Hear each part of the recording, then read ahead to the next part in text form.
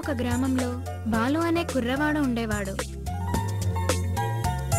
అతని సవతి తల్లి రోజూ నానా చిత్రహింసలకు గురి చేస్తూ ఇబ్బంది పెడుతూ ఉండేది. ఆ బాధలను భరించలేని బాలు ఒకరోజు రాత్రి ఇంటి నుండి వెళ్ళిపోయాడు. తెల్లవారి చూసేసరికి బాలు ఒక అడవిలో ఉన్నాడు.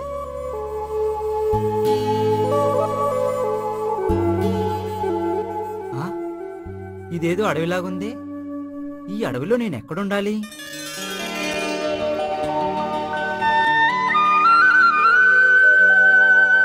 బాలుకి ఏం చేయాలో అర్థం కావడం లేదు. అతనికి బాగా ఆకలేస్తోంది. ఏదైనా మంచి పళ్ళున్న చెట్టు ఉంటే బాగుండు. అవి తినైనా నా ఆకలి తీర్చుకుంటాను.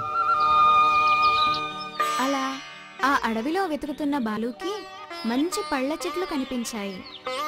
బాలుకి చాలా ఆనందమేసింది. ఆ చెట్లకి ఉన్న పళ్ళు దూరదూరగా కనిపిస్తూ బాలు నోరూరించాయి. ఒక పండుని తింటున్న చిలుకని చూసి బాలు ఇలా అనుకున్నాడు, అబ్బా, ఆ చిలుక ఏ జన్మలో ఏ పుణ్యం చేసుకుందో అందరికంటే ముందు చెట్టుకు కాసిన పళ్ళను తినే భాగ్యం కలిగింది. ఆ పళ్ళని చూసి ఓపిక పట్టలేని బాలు వాటిని కోయడానికి చెట్టు ఎక్కాడు. చెట్టుపై ఒక గూట్లో పక్షి పిల్లలు ముద్దుగా కనిపించాయి. అరే, పక్షి పిల్లలు ఎంత అందంగా ఉన్నాయో, చూస్తే ముచ్చటేస్తుంది. నాలా కాకుండా వీటికి మంచి జీవితం లభించాలి. వీటి అమ్మ వీటిని బాగా చూసుకోవాలి. బాలు కావలసినన్ని పళ్ళు కోసుకొని కిందకి దిగి ఒక రాయి మీద కూర్చుని పళ్ళు మొత్తం తినేసి తన ఆకలి తీర్చుకున్నాడు. అమ్మయ్య, ఆకలి అయితే తీర్చుకున్నాను. దాహం ఎలా తీర్చుకోవాలి?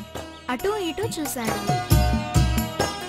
దూరంగా ఒక చిన్న నీటి గుంట కనిపించింది. అందులో నీళ్లు చూసి బాలుకి పట్టలేని ఆనందం కలిగింది. గబగబా నడుచుకుంటూ ఆ నీటి మడుగు దగ్గరికి వెళ్ళాడు. కడుపు నిండా నీళ్లు తాగి దాహం తీర్చుకున్నాడు. ఒక చెట్టు కింద కాసేపు పడుకొని సేద తీర్చుకోవాలనుకున్నాడు.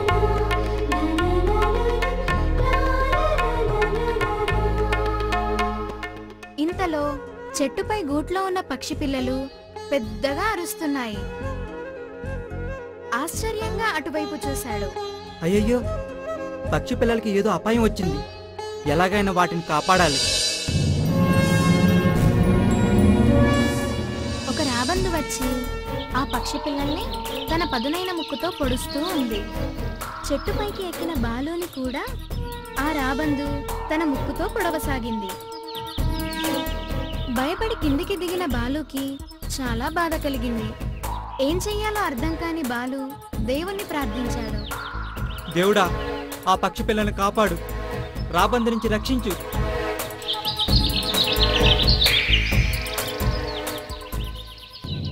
కాసేపటికి ఆ రాబందు పైకి ఎగిరిపోయింది. అమ్మయ్యా, వీటికి అపాయం తప్పింది. సంతోషంతో బాలు తిరిగి తన విశ్రాంతి తీసుకోవడానికి మంచి స్థలం కోసం వెతకడం ప్రారంభించాడు.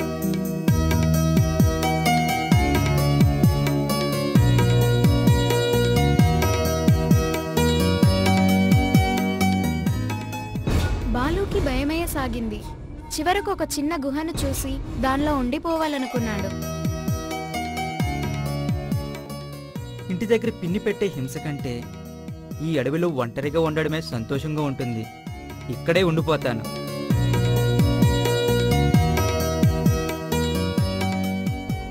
గుహలో ఉన్న బాలుకి బయట నుంచి ఎవరో మూలుగుతున్నట్టు శబ్దం వినిపించింది. బయట ఎవరో ఏడుస్తున్నట్టున్నారు. వాళ్ళెవరో తెలుసుకోవాలి. ఆ శబ్దం వినిపిస్తున్న వైపుగా నడిచాడు. బయట ఒక చెట్టుకు కట్టేసి ఉన్న వ్యక్తిని చూసి ఆశ్చర్యపోయాడు. దగ్గరకు వెళ్ళి, ఎవరు నువ్వు? ఇక్కడికి ఎలా వచ్చావు? నిన్ను ఇక్కడ బంధించింది ఎవరు? బాబు, నేను ఒక ఇంద్రజాలకుణ్ణి. నన్ను కొంతమంది బందిపోటు దొంగలు కొట్టి ఇలా చెట్టుకు కట్టేశారు. వాళ్ళు నిన్ను ఎలా ఎందుకు బంధించారు? వాళ్ళ రహస్యం నాకు తెలుసు. వాళ్ళు పెద్ద దొంగలు. రాజ్యంలో దొంగతనాలు చేసేది వీళ్లే. వాళ్ళ రహస్యాన్ని నేను బట్టబయలు చేస్తానని వారికి తెలిసి నన్ను ఇలా రాజ్యానికి దూరంగా తీసుకువచ్చి కొట్టి చెట్టు కట్టి పడేశారు. వాళ్ళ గురించి నేను రాజుగారికి తెలియజేస్తాను. ఎటు వెళ్ళారో చెప్పండి. వాళ్ళు ఈ ఉత్తరం దిక్కుగా వెళ్లారు. నా దగ్గర 3 టోపీలు ఉన్నాయి. ఒక్కొక్క టోపీకి ఒక్కో మాయ ఉంది. మాయగల టోపీలా? ఏంటవి? మొదటి టోపీ పెట్టుకుంటే నీవు పూర్తిగా మాయమైపోతావు. అందరూ నీకు కనిపిస్తారు, నువ్వు మాత్రం ఎవ్వరికీ కనిపించవు. రెండవ టోపీ పెట్టుకుంటే నీవు ప్రస్తుతం ఉన్న ఆకారం కంటే 5 రెట్లు ఎక్కువ ఎత్తు పెరుగుతావు. దాంతో నీ బలం ప్రదర్శించవచ్చు. మరి మూడో టోపీ? మూడవ టోపీ పెట్టుకుంటే చిన్న చీమలాగా మారిపోతావు. ఈ 3 టోపీలు ఉపయోగించుకుని నువ్వు వారి జాడ కనుక్కొని రాజుకు తెలియచేయాలి. ఆ టోపీలు నువ్వే ఎందుకు ధరించలేదు? నువ్వే ఆ పని చేసుండొచ్చు కదా. ఆ సమయానికి నేను ధరించలేకపోయాను. నువ్వైతే మంచి సమయస్ఫూర్తితో ధైర్యంతో సాహసం చేయగలవని భావించి నీకు ఈ సంగతి చెప్తున్నాను. బాలుకి అది వినటానికి ఆశ్చర్యంగా అనిపించినా ఎందుకో నమ్మాలనిపించి ఒకసారి ప్రయత్నించి చూద్దాం అనుకున్నాడు. నువ్వు చెప్పే పద్ధతి చూస్తే నాకు ఒకసారి ప్రయత్నించాలనిపిస్తుంది. చూస్తాను. అదే నిజమైతే ఆ దొంగల జాడ కనిపెడతాను. తప్పకుండా నేను చెప్పినట్లే జరుగుతుంది.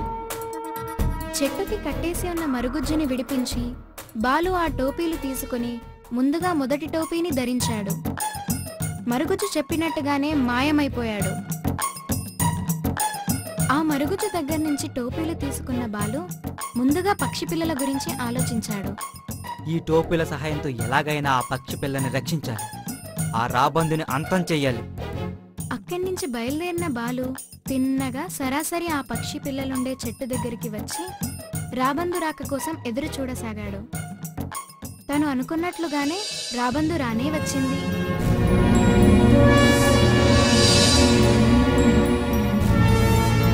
బాలు రెండవ టోపీని ధరించి 5 రెట్లు ఎక్కువ ఆకారం పొంది ఆ రాబందుని వేటాడి చంపేశాడు.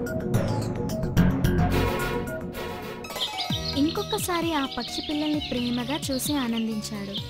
ఆ సమయంలో బాలుకి తను చెయ్యాల్సిన ఇంకొక పని కూడా గుర్తొచ్చింది. ఇప్పుడు నేను ఆ దొంగల జాడను కనిపెట్టాలి. బాలు దొంగల స్థావరం వెతకడానికి బయలుదేరాడు. ఒక గుహ దగ్గరికి వెళ్ళాడు. అక్కడ కొంతమంది దొంగల ముఠ గుర్రాలపై వచ్చి ఆగింది. వారి నాయకుడు ఏదో మంత్రాన్ని చదివాడు. ఆ గుహ ద్వారం తెరుచుకుంది.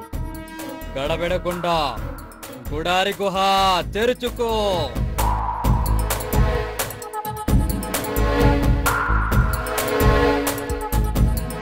ఆ మంత్రం చదివిన వాడే దొంగల నాయకుల్లాగా ఉన్నాడు. ఎలాగైనా వీరి రహస్యం తెలుసుకోవాలి. అందరూ గుహ లోపలికి వెళ్లారు. ఒక్కడు మాత్రం మిగిలిపోయాడు.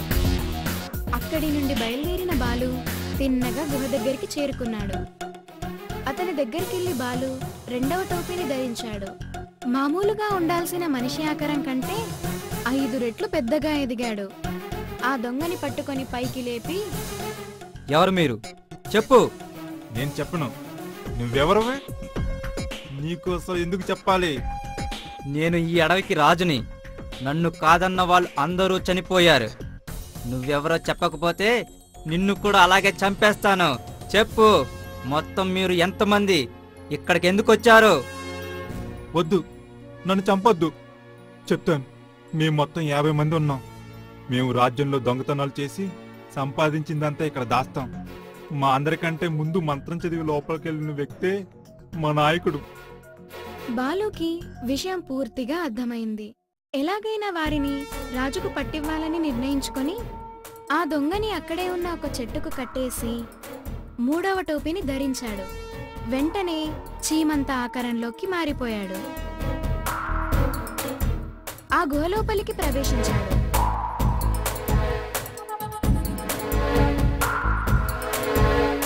దొంగలు మాట్లాడుకుంటున్నది మొత్తం వినసాగాడు.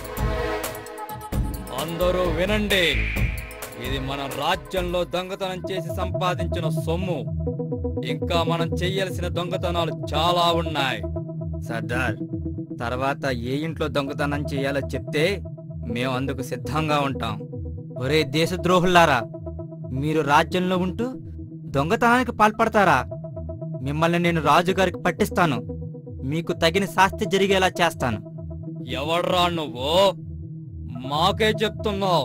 ధైర్యం ఉంటే నా ముందుకి రా. నేను మీ ముందే ఉన్నానురా. ఒక్కసారి కిందకి చూడు. కిందకి చూసిన ఆ దొంగల నాయకుడికి చిన్న చీమ ఆకారంలో బాలు కనిపించాడు. బాలుని పట్టుకొని పైకి లేపి, ఆహా ఆహా, నువ్వు చాలా అందంగా ఉన్నావు. నిన్ను తినేయాలనిపిస్తుంది, కానీ నేను నిన్ను తినను. ఇంటికి తీసుకెళ్ళి మా పిల్లలకిస్తాను. వాళ్ళు నీతో ఆడుకుంటారు. సర్దార్, వీడు మన మిత్రుని బయట ఏదో చేసి ఉంటాడు. అతడు కనిపించడం లేదు. చెప్పరా, చెప్పు. అతన్ని ఏం చేశావు? మీ మిత్రుని నేనేమీ చేయలేదు. నిన్ను ఎలా అడిగితే ఎందుకు చెప్తావురా? నానా చిత్రహింసలకు గురి చేస్తే అప్పుడు చెప్తావు. అక్కడున్న దొంగలందరూ బాలుతో రకరకాలుగా ఆడుకున్నారు. సర్దార్, నేను భరించలేను. నన్ను కొట్టకండి.